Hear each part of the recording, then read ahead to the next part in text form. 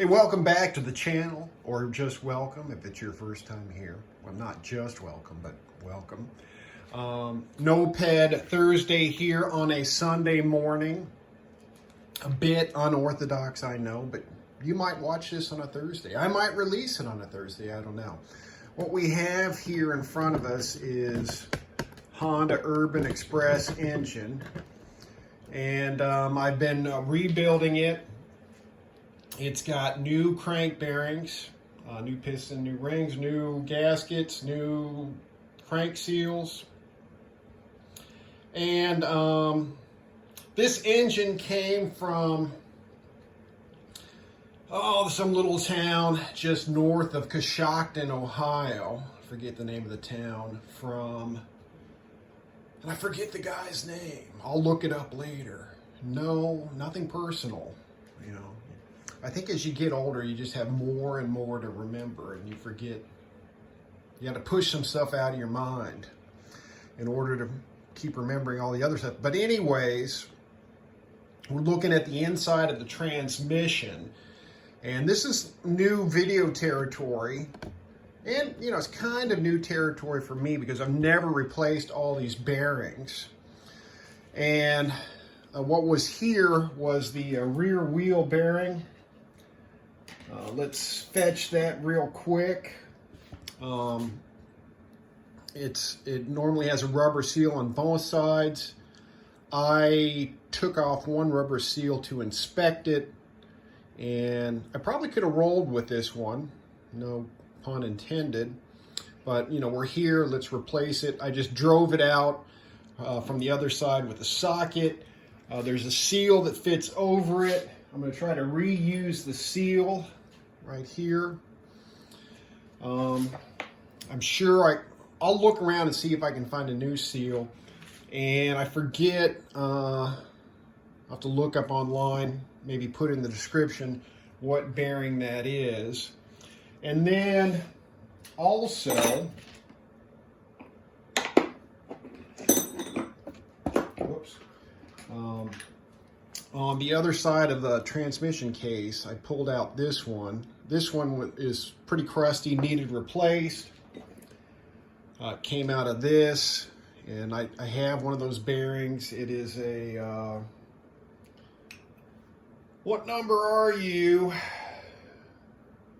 I forgot. I'll put that one in the description. I don't think I have this bearing.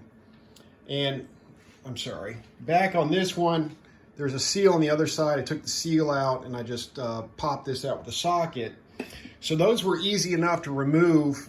However, this one, I think, unless somebody wants to chime in out there, I think my only option is probably a slide hammer, as you know, there's engine case have behind that, so I can't come in from the other way with like a socket.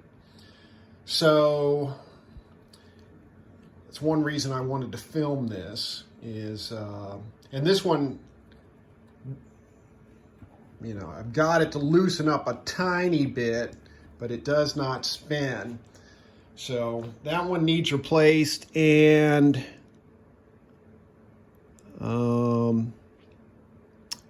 I can't quite read the number on that. I'll look that up online as well and put it in the description. But basically, I think this sat outside for a period of time, and it was missing the cover. And when I got it, there was no oil. I think there was no drain plug or fill plug, or maybe both of them were missing. And a little bit of water had gotten in there, which is not good. So that's why we're here today looking at this. Because usually when you get an engine, this is still, I think it's about a third of the way filled with oil. Probably oil comes over the bottom of that bearing. And, you know, it's that gear oil. And it's rarely, I mean, even after thousands of miles, it still looks pretty much brand new. So, usually those aren't a problem. And, move this a little bit, sorry. Other issues since we're here. I finally got this bushing out. It was seized in. I heated it, added some oil, let it sit.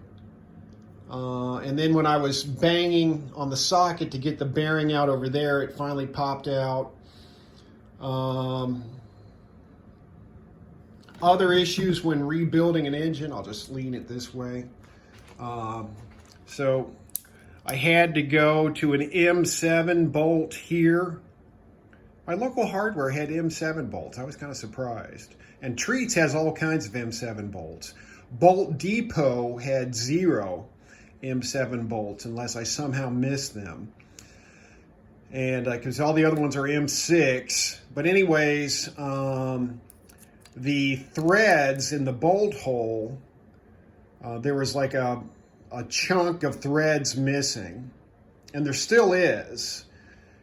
Even after I drilled it out and re-threaded it, I'm not sure what happened. I don't think I did that taking it apart. So who knows? Maybe that's why they set the engine aside, because they had an air leak here and it never ran right. So if you're rebuilding an engine, check the critical bolt holes. And the critical bolt holes would be the 4 intake, of course, the 4 cylinder bolt holes. I think those are probably the critical bolt holes here. And just a further show and tell, let me grab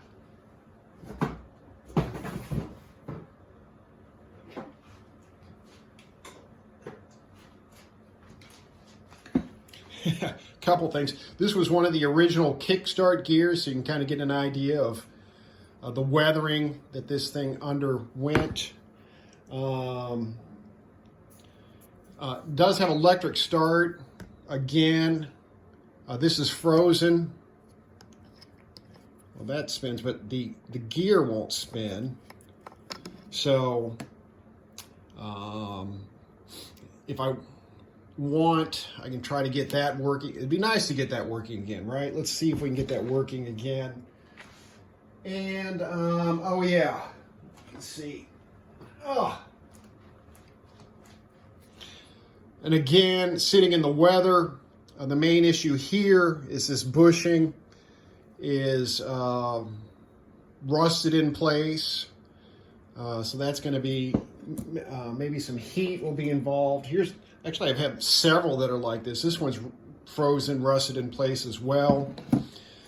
Probably I'd taken some WD-40 or something. Maybe I need something a little thicker, and just kind of, I cleaned out the edge some here, sorry, and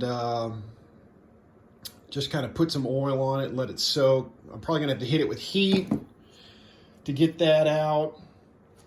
And one of my subscribers sent me a bench grinder, and I got a brass wheel for it, wire wheel, and I cleaned this up. Of course, you didn't see the before, but I think it was worse than that. And kind of cleaned that up. Again, did not show you the before. Clean the outside of the clutch up. I could try to get some of at least the lip on the inside later. And then I'm going to take the clutch apart and clean that up. Maybe I'll show some of that on camera. But hey, making life easier with the wire wheel. So just wanted to show you this because I don't think I've shown these transmission issues on the other side. Oh, the other thing that was the wire wheel was nice was cleaning up the old gasket on this transmission cover, as well as on the cylinder and on the case halves. I'm going to probably have to do, there's still old gasket on the outside of the transmission case here.